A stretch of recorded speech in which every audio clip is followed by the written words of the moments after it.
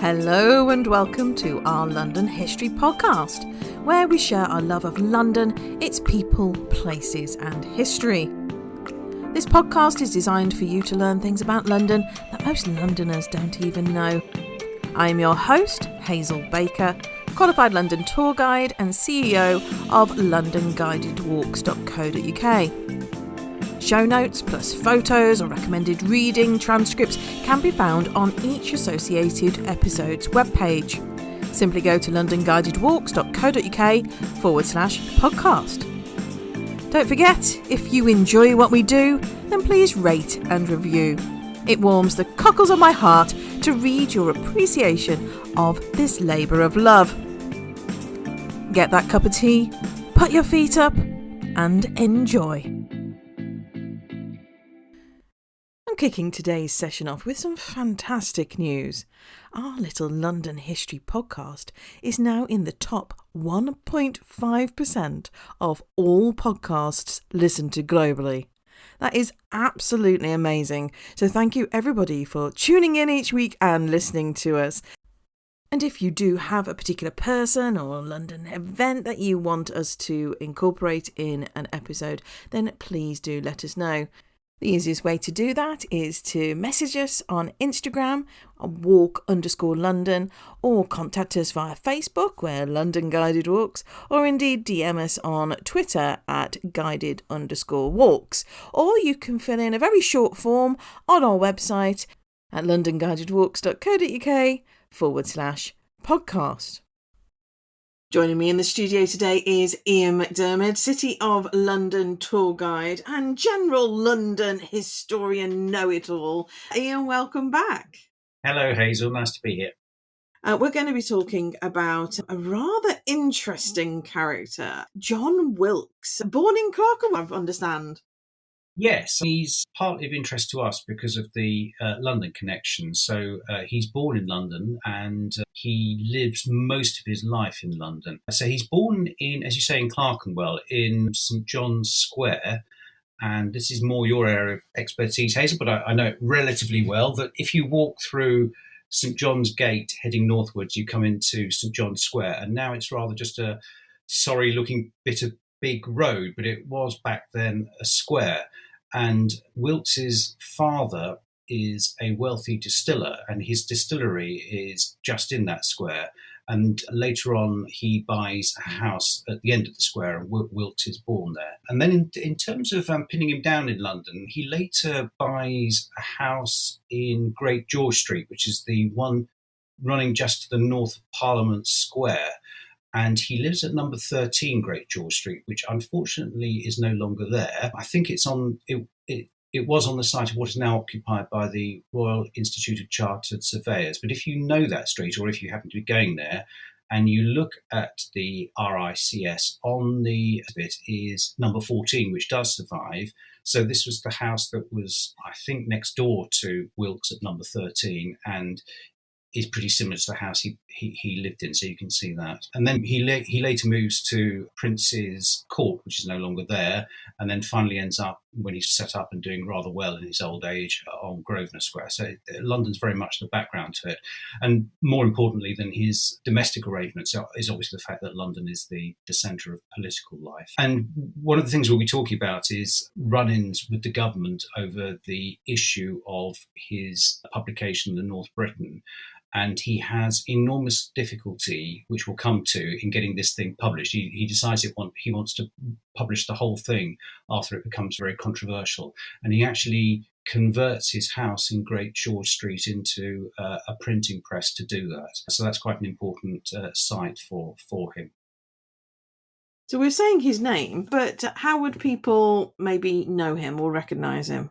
Well, in the 1760s and early 1770s, you really couldn't avoid him. He was the biggest news story in England and probably the most recognisable person after the king. And it's significant that George III detested him, although later on, when they sort of mellowed into old age, they get on okay. But George III detests Wilkes. And he is the number one news story.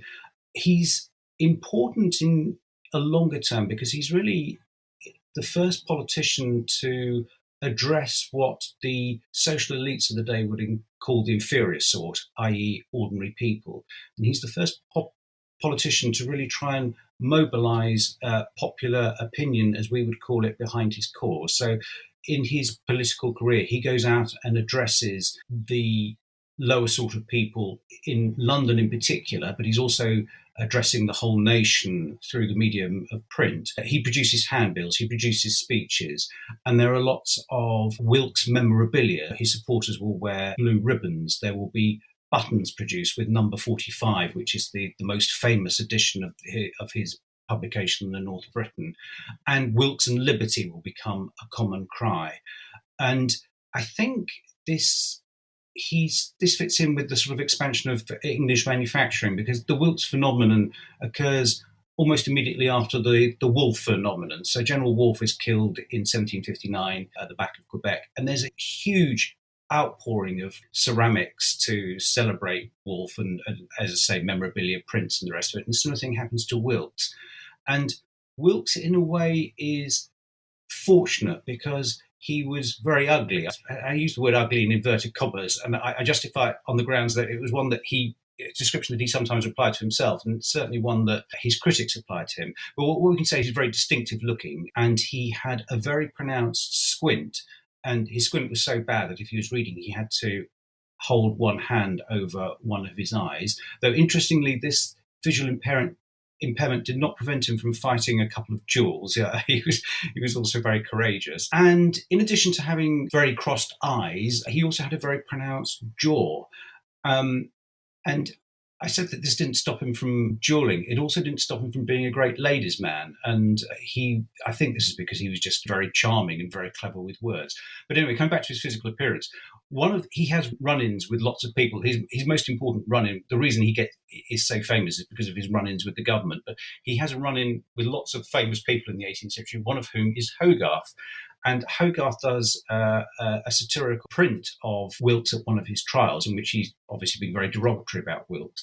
And he does this kind of caricature, and he plays up the squint, he plays up the pronounced jaw. And because I was saying earlier that Wilkes supporters go around shouting Wilkes and Liberty, one of the things he's often shown with is the cap of liberty. So the cap of liberty is a known 18th century symbol of liberty that will later be taken up by the French revolutionaries. And it's often shown as a kind of cap on a pole. In Hogarth's print, the cap of liberty looks very much like a chamber pot. And Wilkes is wearing a wig which looks as though it's also the horns of the devil. Anyway, Wilkes, I think, is initially slightly offended by this print, but he realizes that it's great material and it's a great way of being recognized. And a lot of the images of Wilkes that will appear on mugs and the rest of it bear more than a passing resemblance to this unpleasant print of him by Hogarth. And you can see him every now and then. I remember years ago going around. Stowe was the house of Lord Temple, who is basically Pitt's patron. He builds a new wing, and if you look up towards the roof of this new wing, you can see Wilkes's face peering out at you, and it's immediately recognisable because of his very distinct features. I don't know if there's something personal going on with the whole Hogarth and Wilkes thing, though, because both their dads had businesses in St. John's Square. Oh, yes, that's a good point. Yeah. There definitely was something personal. I think Wilkes wrote an article criticising Hogarth. Hogarth is quite elderly at this stage, and not just Wilkes, but other people say that he's past his best, but goes into print saying this, that he's basically a doddery old fool now and nobody's interested in him. And I think Hogarth is very upset by this, and this provokes him into making this depiction of Wilkes. But he turns it around, though, doesn't he? He uses it as his own then. Yes, very much. And he often makes jokes about his appearance as well. So I think he puts a very brave face on it, really, and gets on with it and realises the propaganda value.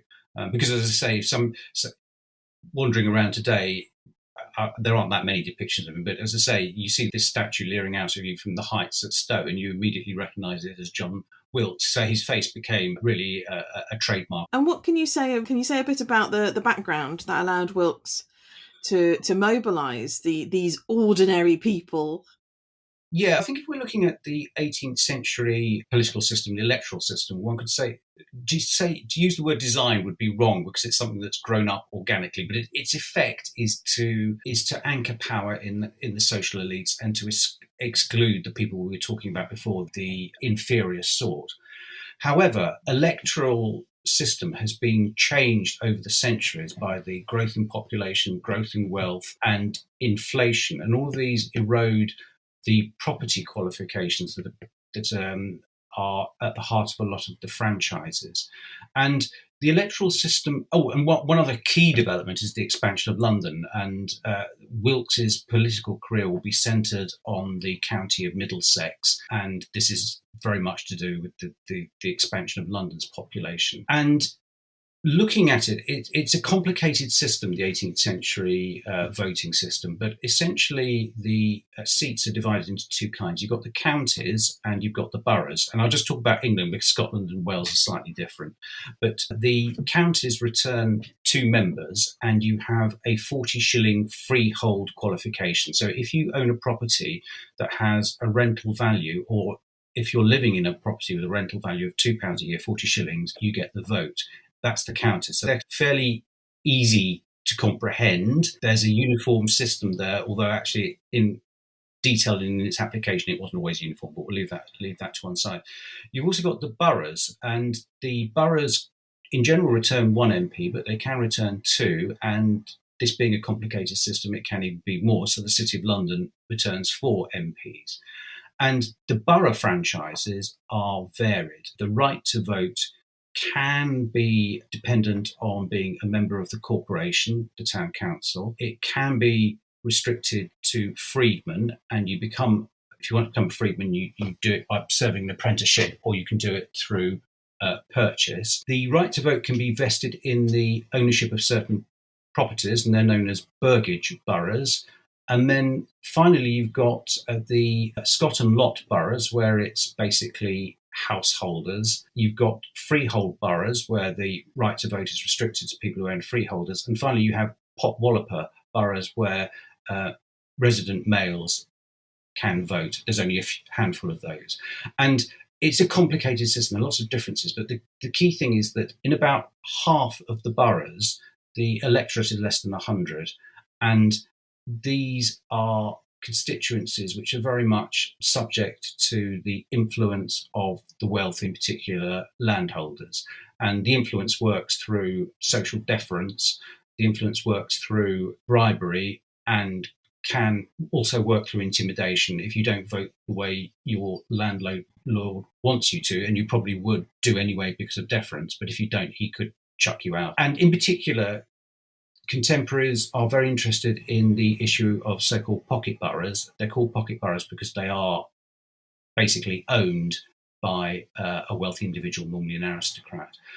But within this system, there is scope for some kind of genuine public opinion to emerge. So the counties have, in general, about 3,000 electors. So they're quite difficult to control, and they're quite expensive. If you do want to win one, that you're going to have to put around a lot of money to try and influence the voters in the county, and you're not going to be able to have precise control of it. There are also some very large constituencies, and this is where Middlesex comes in. Yorkshire has a very large electorate, very big county. The borough of Westminster has a very substantial electorate. The City of London has a substantial electorate, although that's a little bit odd because there are lots of people, there's quite a lot of hierarchical influence in the City of London.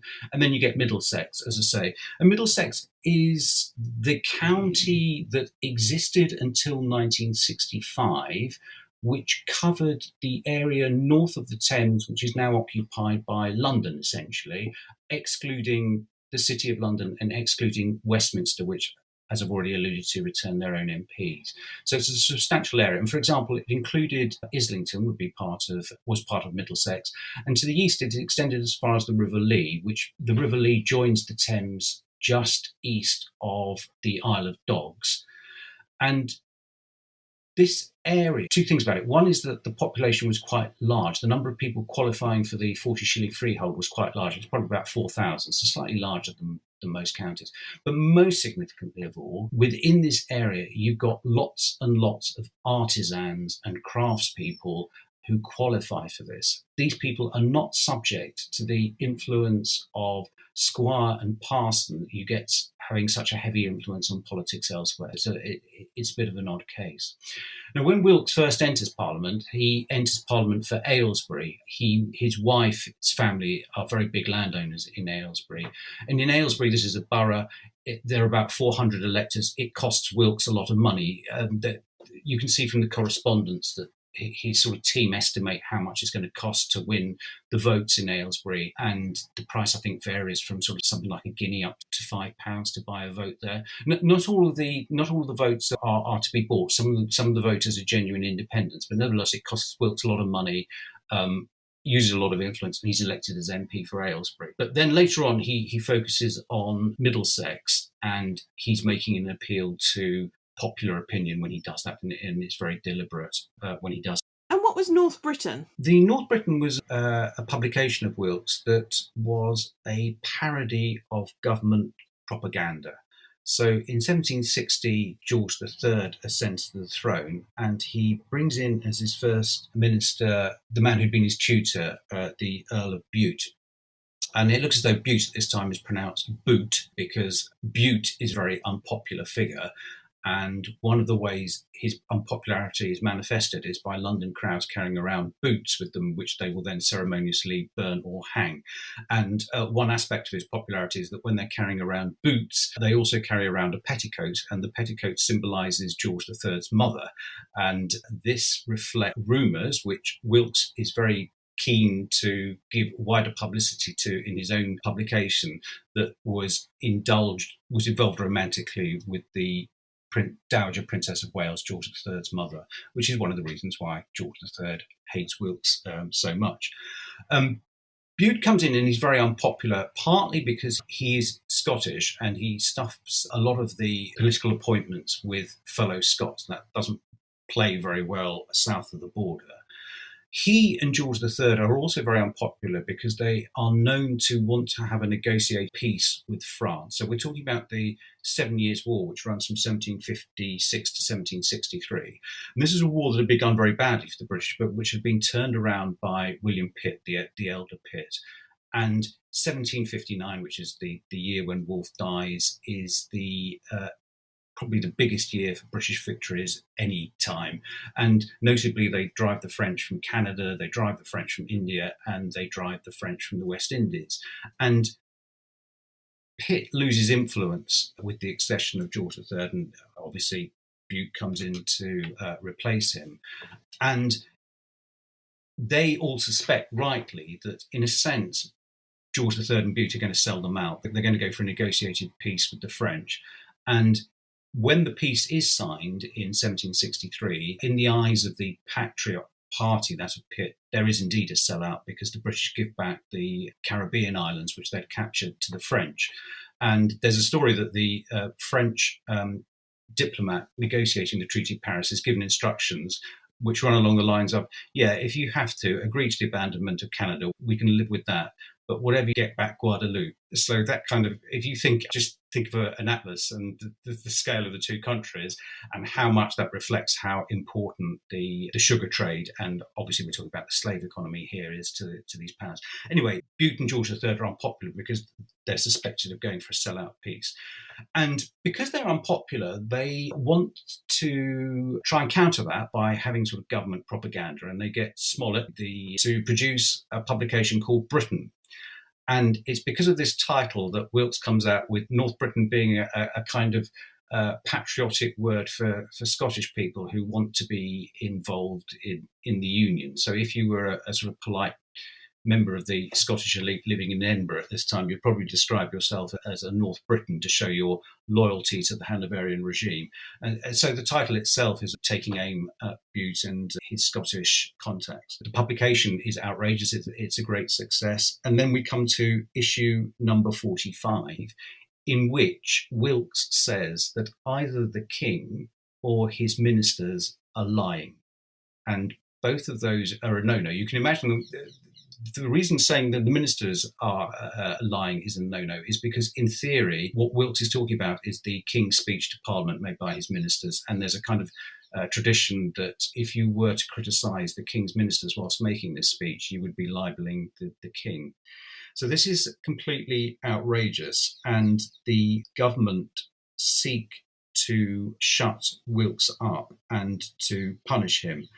And they issue a general warrant for the arrest of the printers and publishers of the North Briton, and Wilkes is committed to the Tower.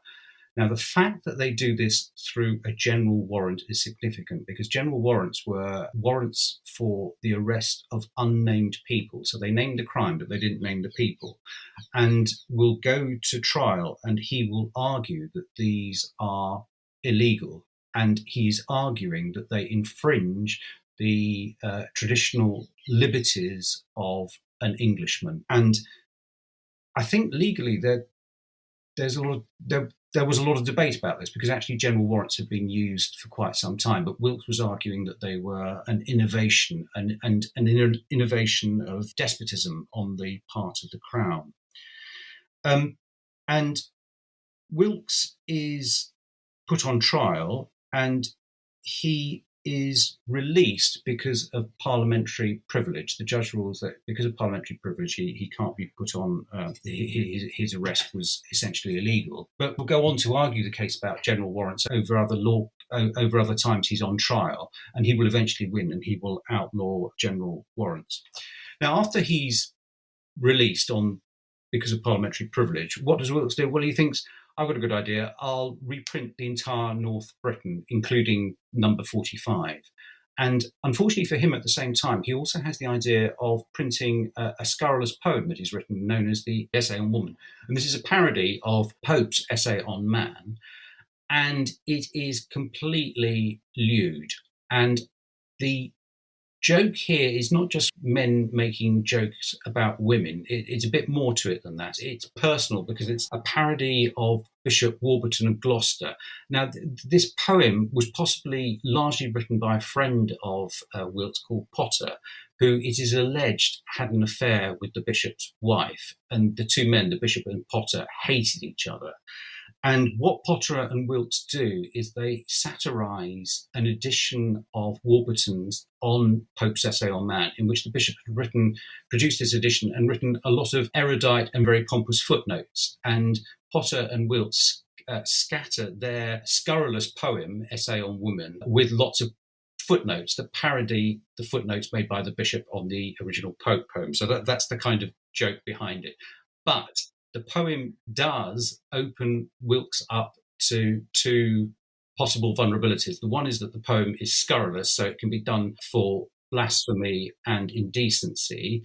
And also the bishop will later be able to claim that he has been libelled and that this is an infringement of his parliamentary privilege because he sits in the House of Lords. And the government wants to get back at Wilkes because he's been released on a technicality, and they get wind of the fact he wants to reprint the number 45. But they also see this Essay on Woman as a chance to get at him as well. So Wilkes has this project to publish both the Essay on Woman and the number 45, but he doesn't really have the resources to do this. It's a huge project, and he gives up on the poem. But the government solicitor, Carteret Webb, gets hold of the unpublished Essay on Woman, gets hold of it in a rather dubious manner by intimidating and bribing one of Wilkes's employees. So essentially it's stolen. They spent a lot of effort trying to retrieve that. So why was that important? They saw it as a weapon for getting at Wilkes. They're expressing outrage at this, but one of the people involved in trying to get Wilkes on this was the Earl of Sandwich, who himself was a notorious rake. They saw it as a vulnerability, and so they get it. And as I say, it was an outrageous poem, but Wilkes had a very strong legal defence in that, one, he'd never actually printed it, and secondly, they'd acquired it basically by stealing it. What happens is that because number 45 is ruled to be a libel, the public hangman is instructed to burn it in front of the Royal Exchange, and in December he goes to do that. But the problem is that the hangman, when he goes to carry out the destruction of the work, is pelted by the London crowd, and he's pelted with bits of wood, and he's also pelted with bits of dirt. And if you think what kind of dirt's going to be available to you on the streets of London, it's probably a fairly unpleasant experience. And the crowd actually prevent the burning of number 45. They remove the faggots from the fire. They take the publication off the fire itself. So it's a sort of great popular demonstration in favour of Wilkes.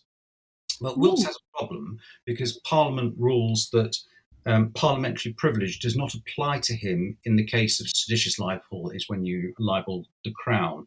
And fearing punishment, he then takes himself off to France. And in his absence, he's failed to come in for sentencing to the court. He is made an outlaw. And he's, as I say, he's sitting in France. He's an exile. He's an outlaw. And he has a practical problem there. And the practical problem is that his debts are mounting up all the time.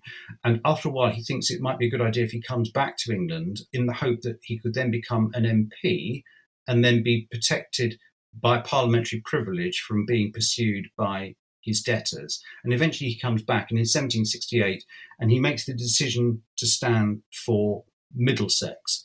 This is a momentous decision. He originally wants to stand for the city. That doesn't work out, but he then turns his attention on Middlesex. And it's because of those things that we were talking about earlier on, that Middlesex has a genuinely free, in inverted commas, electorate. And if Wilkes is elected, it will be shown to be the will of England choosing him as his MP. I think that the celebrations afterwards prove that fact as well, don't they? Yes, it leads to, when he is elected, it leads to 2 days of riotous celebrations through London. I think I might have mentioned earlier that the electorate is estimated in Middlesex at 4,000. Wilkes produces 40,000 handbills for this election, which shows a great deal of industry on his part. But I think there are a couple of things going on here. I mean, I was saying earlier that Wilkes is often regarded as the first modern politician. He's often regarded as the sort of father of English radicalism. But in these handbills, they're very much concerned with saying to his supporters, you've got to behave properly. We don't want riotous behaviour. We don't want people being intimidated. We don't want you rioting. And I think this is playing a double game. On the one hand, he's saying to the superior sort and the kind of people that wanted to get rid of him, look, outwardly, I'm in control of these people. But just imagine if I wasn't and they were set loose. So behind all the kind of modern politics of making an appeal to people on the basis of political ideas, there's also a threat. In some ways, this is just a traditional, some of his followers are just a traditional mob. In a way, he's talking to two audiences. He's talking to the electors of Middlesex, and he's talking to what many people would regard as the mob. And there's a kind of implicit threat in there of widespread trouble if Wilkes is no longer in control of these people and if the government are making concessions.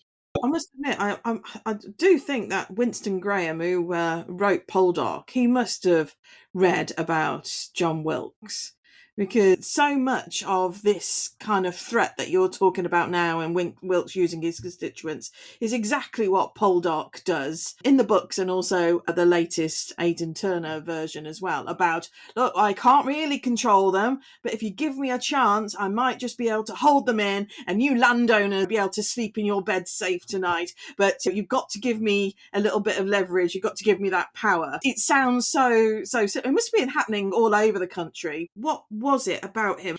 His father runs the brewery in St. John's Square, so he's not of the upper classes. He is a member of the Hellfire Club, though, isn't he? And he's a real womanizer. Maybe that's why people like him, because he's able to get away from the social norms. I think that his womanizing probably didn't do him too much harm. I think people realised that he was a bit of a character, and as just mentioned earlier, the fact he fought duels and was a bit of a libertine probably did his reputation no harm amongst the sort of the male electors of the time.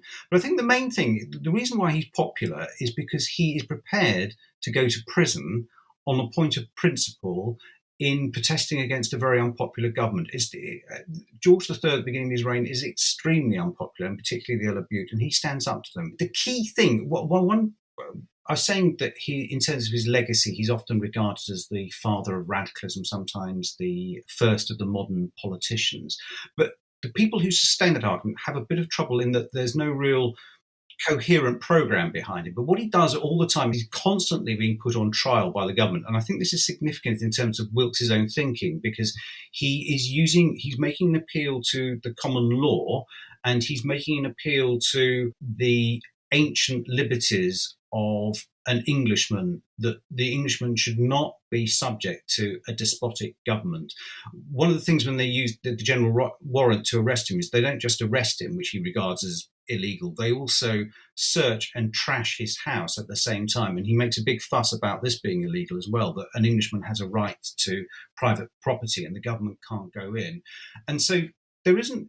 Later on in his career, he will make speeches in favour of universal male suffrage. He will make speeches in favour of religious toleration. He will make speeches in favour of the American colonies who are rebelling against England. But the core to his political activity is basically standing on trial and saying, I'm being persecuted by a despotic authoritarian government. This is outrageous. This is against the time-honoured liberties of Englishmen. And as such, you need to put him in a kind of almost conservative with a small c tradition, going back to the 17th century, when people obviously were very concerned, people in Parliament were very concerned about what they saw as an overbearing monarchy. So he looks both ways in that sense. I can understand the principle element as well. If you stand up for your own beliefs, he presents himself to the King's Bench, doesn't he? Yes, he does. What he does is he comes back, and so he comes back. He is elected as MP for Middlesex, and then he presents himself to the King's Bench. And whilst he's on the way to the King's Bench, the London crowd capture him and they turn the coach around. And Wilkes actually has to escape from the crowds and then turn himself into the King's Bench almost in secret. And again, this sort of plays to his I'm so good, I obey the law image, and he wins a lot of plaudits because he escapes from the mob and turns himself into the law. He's in the King's Bench prison, which is in Southwark, newly constructed there, and he is awaiting sentencing on the outstanding trials. And then Parliament opens in May, and a huge crowd assembles outside the King's Bench prison on the assumption that Wilkes is going to be taken from the prison to Westminster for the opening day of Parliament. Now, that doesn't happen. There's a huge crowd, and it's assembled on what was known as St George's Field. And the magistrates call in the soldiers, and one of the crowd throws a stone at one of the JPs, and the soldiers go in after him and they chase him, and eventually they track him down. They think they've tracked him down and they shoot him, but they've shot the wrong person. And that's the sort of beginning of the things going wrong. They shoot the son of a publican, and this young man becomes a symbol for the Wilkes and Liberty movement later on. He becomes, an important symbol for that. But in addition, later on, the soldiers will actually fire into the crowd, and they kill 5 or 6 of them. And this is known as the St George's Field Massacre. And again, Wilkes is able to make great play of this. It makes him enormously popular because he criticises the actions of the authorities in being so brutal. Eventually he's there, and he's sentenced to a year in prison and to pay a fine of £500 for libelling the king, and the House of Commons expels him. And this leads to an extraordinary series of events whereby Wilkes is excluded. He's elected MP and excluded a total of 4 times. And on the third occasion, when he's returned, he's largely been returned. The first election he wins. The second and third times he's unopposed. The fourth time the government they find a man named Luttrell to stand against him. And they have the election, Wilkes wins. Luttrell gets a quarter of the votes of Wilkes. But then the House of Commons vote that Wilkes is incapacitated from taking his seat, and they replace him with Luttrell. And this just adds ammunition to the Wilkite cause, because in previous occasions his election has been declared null and void. But in this case, the government actually decides who is going to be the MP, although the MP the MP Luttrell got less votes than Wilkes. And of course, this is a huge issue because it means that the government ultimately can appoint MPs. And there's huge outrage from this. And this leads the Wilkite cause to explode. And in particular, it leads to a petitioning movement. And this petitioning movement occurs all over England, whereby counties send in petitions complaining about the election of Luttrell and asking that the rights of voters be guaranteed. And there are something like 60,000 signatures involved in these petitions. And if you remember, I was saying at the beginning, the total electorate for all of Britain is estimated at something like 300,000. It's a huge number. Pretty impressive, really, when you think about, like, now we have change.org. You know, a few clicks on your own mobile or computer, whereas actually to gather physical signatures, yes, 60,000 of them, that's impressive. Yes, a huge thing. Later on, in 1774, Wilkes will again be elected MP as Westminster, and this time eventually he's allowed to sit. But by about this time, really, the impetus has gone from behind the movement. Wilkes he still stands up and makes speeches. I was saying he champions the causes of the American colonists, but he doesn't have the same kind of following as he had before. And one of the things he does later on in 1778 is he votes for the Catholic Relief Act. Now, the Catholics have been labouring under all kinds of restrictions, and this, which is known as the First Catholic Relief Act, allows them to inherit and buy and sell property. And most significantly, from the popular perception of this act, is it allows them to serve in the armed forces. And the background to this is that Britain is fighting a war in America. It would be very helpful to get the Quebecois, the French-speaking inhabitants of Canada, on the British side, but because of British laws, because they're Catholic, they're prohibited from serving in the forces. So one cause for this piece of legislation is a practical one. But Wilkes speaks in favour of it because he's in favour of religious toleration. And this loses him quite a lot of support amongst the sort of more rabid Protestants. And this act will lead in 1780 to the Gordon Riots, which are huge anti-Catholic riots. And Wilkes, formerly the sort of leader of English radicalism, who is by this stage the alderman for the ward of Farringdon Without in the City of London, and as an alderman has judicial functions, when the Gordon Riots are on, he gets soldiers together and he marches them off to the Bank of England, and these soldiers fire on the crowd along with other soldiers there.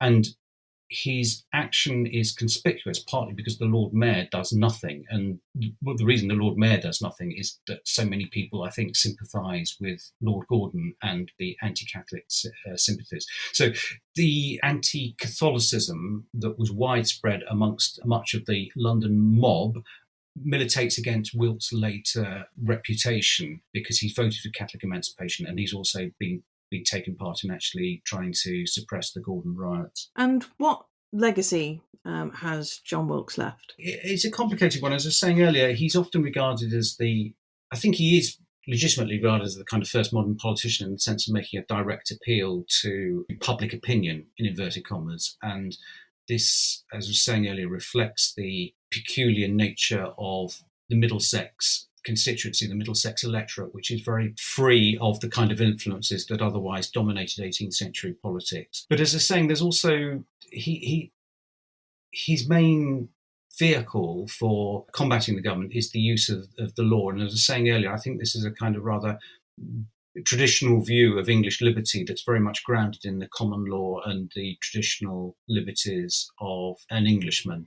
And he does make a speech in the House of Commons towards the end of his career in favour of male suffrage, but the radicalism will really take off after Wilkes's time with the French Revolution and with the dispersion of the idea of rights, that it's your right to vote. And I think Wilkes is a bit more of a traditional figure in many ways. Fantastic. Ian, thank you very much. Well, my pleasure, Hazel. As previously mentioned, we have photos and transcript in our show notes. Simply go to londonguidedwalks.co.uk/podcast and click on episode 91, Radical MP John Wilkes. I hope you've been enjoying our longer episodes. We've been doing this based on the feedback that we're getting. You can't seem to get enough of us. Saying that though, all good things must come to an end, and that includes this episode. Till next time.